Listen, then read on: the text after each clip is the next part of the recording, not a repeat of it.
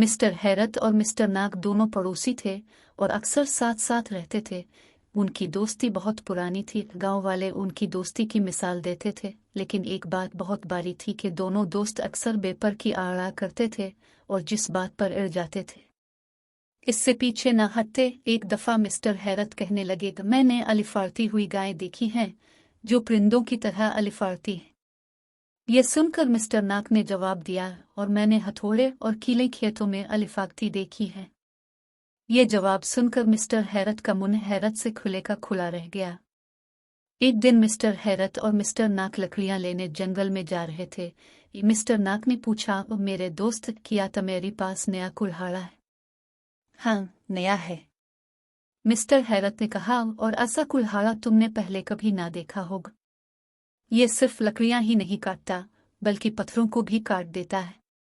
मुझे यकीन नहीं आ रहा, मिस्टर नाक ने कहा। फिर भी मेरे कुल्हाड़े का जवाब नहीं। ये अगरचे पुराना है, लेकिन तुमने सुना होगा कि अव्वलदास गोल्ड, कोई मेरे कुल्हाड़े का मुकाबला नहीं कर सकता। सिर्फ एक मर्तबा सान पर रगड़ने की जरूरत है, फिर तुम चाहो तो इससे अपनी शेव बनो लो। यह सुनकर मिस्टर हैरत कहने लगे, मुझे अपने कुल्हाड़े को चमकाने के लिए सान की जरूरत नहीं। ऐसा करने के लिए सिर्फ मेरी एक फूंक ही काफी है, और फिर मेरी एक ज़रब बड़े से बड़े दरख्त को नीचे गिराने के लिए काफी है। यह सुनकर मिस्टर नाक भला कब पीछे रहने वाले थे, अपने कुल्हाड़ी के दस्ते को मजबूती से पकड़कर बोले, मुझे सिर्फ कुल्हाड़े को हवा में लहराने की जरूरत है। बड़े बड़े दरख्त खुद ब खुद जमीन से गिर कर नीचे गिर पड़ते हैं। मिस्टर हैरत ने कहा, अच्छा ऐसी बात है तो जरा इस सेब के दरख्त को तो काट कर दिखाओ। मिस्टर नाक ने जवाब दिया कि ये कौन सी मुश्किल बात है, लो अभी देख लो।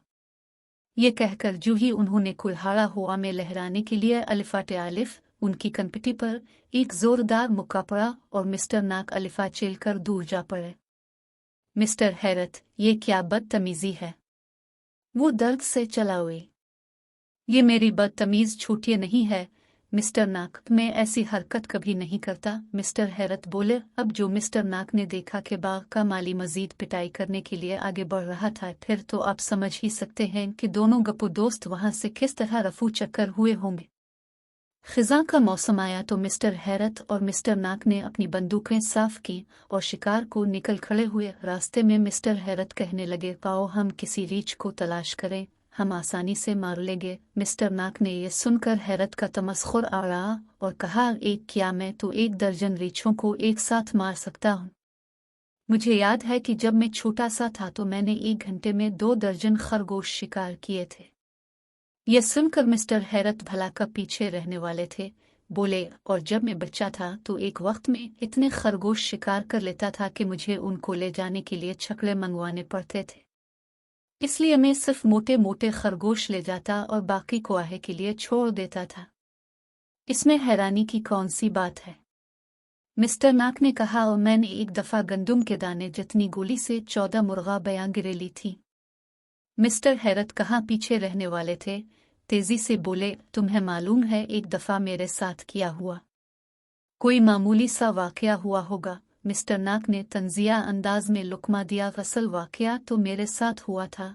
जब शिकार के दौरान मेरी सब गोलियां खत्म हो गई तो मैंने एक छोटी सी कील को बतौर गोली इस्तेमाल करके 2 हाथियों को एक ही वार में हलाक कर दिया था, बल्कि कील हाथियों को चीरते हुए जाकर लुंगड़ी की दाम पर लगी और दाम इड़कर दरख्त की शाख से अटक गए।